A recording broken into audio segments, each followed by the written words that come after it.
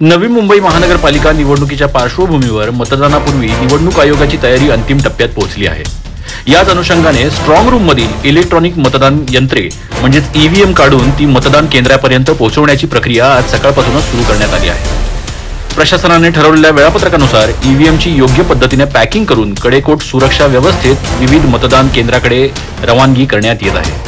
निवडणूक आयोगाच्या अधिकाऱ्यांनी दिलेल्या माहितीनुसार सर्व ईव्हीएम आज संध्याकाळपर्यंत त्यांच्या संबंधित मतदान केंद्रांवर पोहोचवण्यात येणार आहेत, जेणेकरून उद्या सकाळी ठरलेल्या वेळेत मतदान प्रक्रिया सुरळीतपणे सुरू करण्यात येईल। या संपूर्ण प्रक्रियेदरम्यान सुरक्षा दलांचा बंदोबस्त वाढवण्यात आला असून ईव्हीएमच्या वाहतुकीवर सातत्याने लक्ष ठेवलं जात आहे।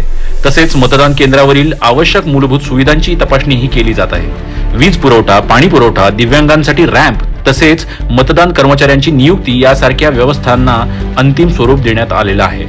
निवडणूक आयोगाने नागरिकांना शांततेत आणि निर्भयपणे मोठ्या संख्येने मतदान प्रक्रियेत सहभागी होण्याचे आवाहन केले आहे।